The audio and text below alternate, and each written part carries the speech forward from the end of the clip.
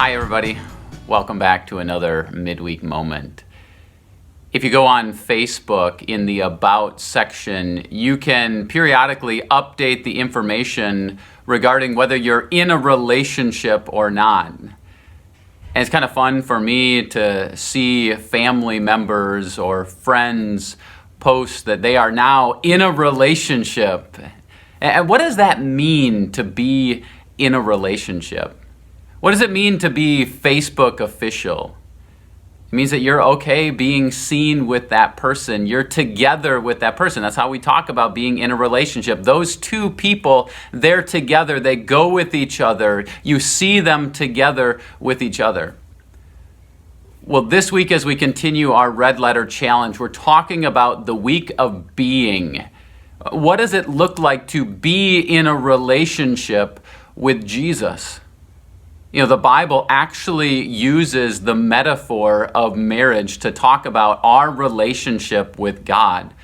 God is our husband. Now, guys, don't get weirded out by that. It's just a way of saying that ultimately the relationship that is most significant to us, that matters the most, is our relationship with God. So what does it mean to have that relationship with God? Well, in relationships with our significant other, we value them, we spend time with them, we show them that they are significant to us. And in the same way, in our relationship with God, there are certain rhythms and routines and practices that we have that help to show how significant God is to us, how much we are devoted to Him, how much we love Him. And sometimes it just means that we're content to go through our day and know that God is right there with us. And sometimes it's a matter of talking it out, and sometimes it's a matter of listening to what He has to say in His Word, and sometimes it's us lifting up our voices and singing His praises, but sometimes it's just sitting and being and knowing that He's right there. So where are you at in your relationship with God right now? You know, sometimes we can slide in our relationships.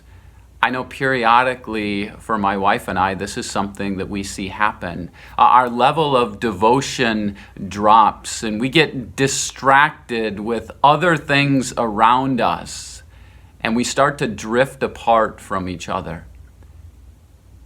And so we have to periodically lean in and learn how we can love each other better. In the book of Revelation, God calls out Christians and He says, you've lost your first love, which is Him. And so we have to learn how we can lean in and redevote ourselves in a relationship with Him. The book of Jeremiah uses this metaphor of marriage to talk about our relationship with God. And God says, I'm your husband. I'm the one who chose you. I'm the one who wants that relationship with you. And yet in Jeremiah chapter 2, verse 2, the Lord says this, I remember the devotion of your youth, how as a bride you loved me and followed me through the wilderness. And yet now they've lost that. Today, I want to invite you just to assess where you're at in your relationship with God. Are there areas where you have slid?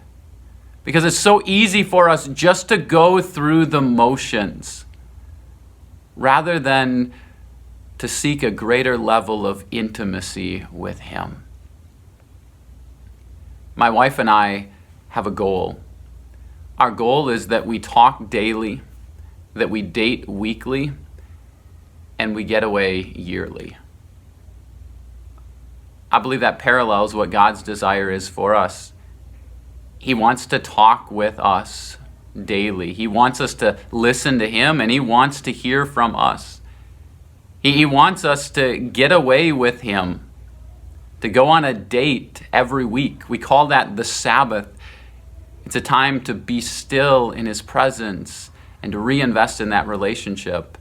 And He wants us to carve out a greater amount of time where we can assess where we're at in that relationship with Him. Maybe it's some sort of a spiritual retreat. What I know is this: Jesus wants to be in a relationship with you. He wants you to receive his love. So this week, as you go through the Red Letter Challenge, reinvest in that relationship. Rather than drifting, find ways to devote yourselves to the Lord. Thanks for joining me this week. I'll see you again next time.